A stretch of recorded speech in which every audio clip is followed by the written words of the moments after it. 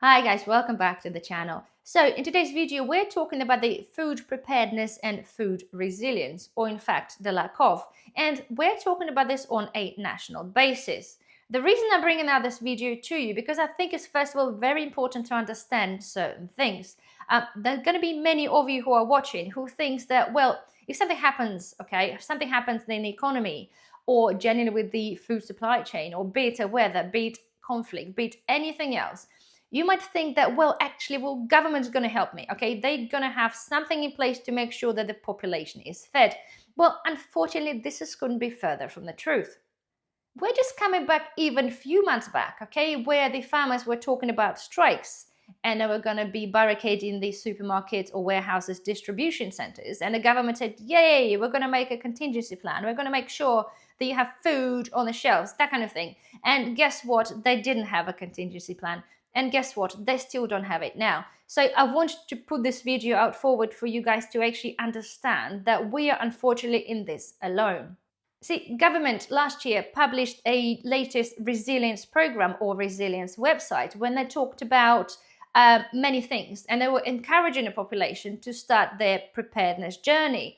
They'll say, well, there's so many things that could be happening, and they want to build a resilience for those things. And they talked about things like the cyber attacks, in the weather cases, many things like outbreaks and all sorts of things. There was a load of things covered on there, but unfortunately, they haven't had a single one that covered the food in the great detail. So far, what the government offered us, okay, is to basically get some batteries, get some torches, get a couple of blankets, that kind of thing. And also said, well, actually get yourself approximately 3 days worth of food and water. This is that. 3 days, just think about it. So if you currently think, okay, whatever is possibly could be out there, okay, 3 days is really not a lot. So there's a report that came out a few days back, okay, and I'm sorry for not bringing this out to you sooner because I didn't feel it was that sort of time relevant, if that makes sense, because the issue there, and the issue is going to be there for quite a while. So anyway, reports, it's the National Preparedness Commission report called Just in Case, 7 Steps to Narrow the UK Civil Food Resilience Gap. Okay, it's a massive report, right? It is 121 pages. So I'll put the link down below if you have some spare time you want to read that. It's pretty well laid out, but it is a lot to read, okay? And I totally get it. So anyway, so basically they're calling for immediate action to change the system, okay? Because system is broken, or in fact, we don't actually have a system. So the point is, the key findings from the report. So lack of coherent food policy.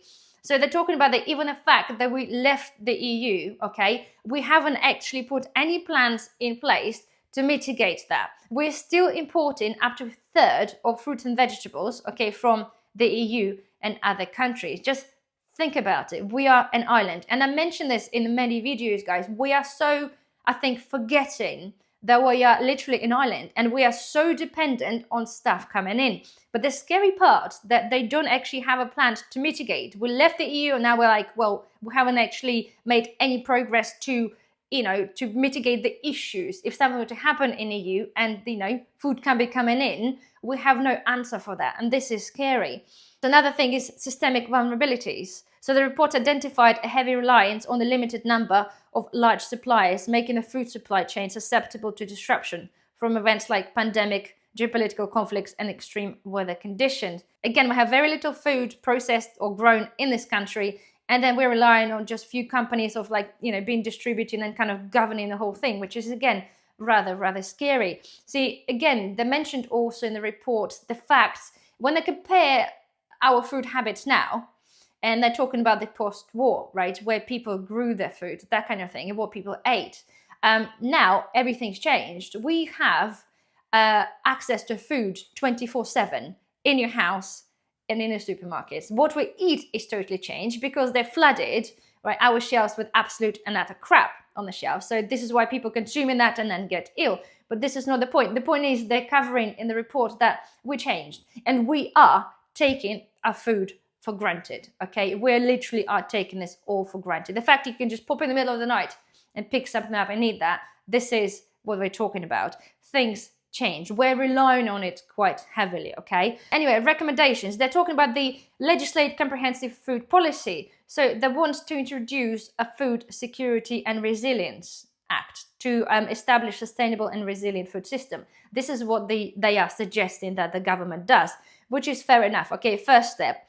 So number 2 is reassess food as a critical national infrastructure. So DEFRA to prioritize food security in the national infrastructure planning. Okay, so number 3, establish National Council for Food Security. That sounds good, right? So create an advisory body to provide a consistent evidence-based guidance on food resilience. Okay, that's great. Okay, I think we need something or a body like this to do it because, again, they talk about the councils, right? So if something happens in your area alone, okay, say be it's, a village gets flooded or anything like that, local councils don't have a plan. This is how bad this is, right? Anything in the small areas, even local councils don't even have a teeny weeny bit of clue of what's going to be happening because it's not on the agenda. Number 4, so enhance domestic production. So increase local food production to reduce dependence on imports and improve self-sufficiency. Well, absolutely. We need to encourage farming and not discourage farming. This is what they're currently doing. And at the same time, okay, people need a little bit of encouragement to be able to grow. I appreciate not everybody can or everybody wants to, but like they did, Growing for Britain, convert parks into growing. It's possible. There will be volunteers that could be potentially wanting to do that. But it is a good thing to do, right? It's a good thing going forward. Because technically, right, if government doesn't want to implement this on the big scales, we as a people and in villages and the areas should have maybe even a funding, or even councillors should have a funding to be able to allocate this for people and convert maybe some lands, not necessarily into the allotments because there's a lot of, things with the allotments going on, but things like the parks maybe where people get together growing stuff could be a good thing. Number 6 is to promote food resilience education. So implement educational programs to raise awareness and preparedness at the community level. Absolutely. Because if you just walk outside, right, and you speak to any of your neighbors, for example, would even half of them actually understand what that means? Would they know what's currently happening in the world to understand how dependent we are on the system that doesn't actually exist in terms of the food preparedness? Probably not. But if you raise awareness in the communities of actually this is what's happening, and some more people maybe start growing themselves, it just might give people idea, and it might just be a help on a small level. Help nonetheless. And number 7 is reevaluate the stockpiling and rationing strategies. So they talk about the research and update current approaches to stockpiling and rationing to better prepare for potential food shortages. So basically, yes, we have a just-in-time system for our food. Supermarkets only have literally, a couple of days worth of food at the most. Okay, so you can imagine if something major to happen, the supermarkets will literally clear the shelves within hours, if not minutes. This is how bad this is. So mitigating this somehow is to be able to probably increase maybe the amount of stock, the supermarkets hold, but we're not talking about, let's stock more of things that are potentially not relevant. We're talking about the food security. So be probably tins, considering they last for a very long time, long life milk, that kind of thing. But nonetheless, as well, okay, they should be introducing this into the public, so people actually start preparing a little bit more. Because let's be frank, again, I'm trying to push the preparedness. Being a prepper is, this is my channel, it's a preparedness channel. So it's very important to understand, and hopefully now by listening to this, right, that ourselves, we only have ourselves to help us if something happens. So far, okay, there is no system in place. So just like this, okay, lights go out and supermarkets empty in a couple of hours. What would you do? This is exactly my point, because we don't know what's going to be happening. We don't know how long for. But can you stay at home without going out to the supermarkets for a month and maybe, feed your family of however many you have? Chances are probably not. Not many people do, but it is very important to understand. I get it, okay? I get it. Stockpiling food, it is very, very expensive. But doing a little bit at a time and stockpiling on the correct items could really help you out, because those guys are not going to be there to help you if the time comes. So basically, in the end of the report, the NFU, suggested that the government actually have a look at this report and actually understand how vulnerable we are. And again, it makes me somewhat wonder, right? The reports come out and then the suggestions for government to come and have a look and understand.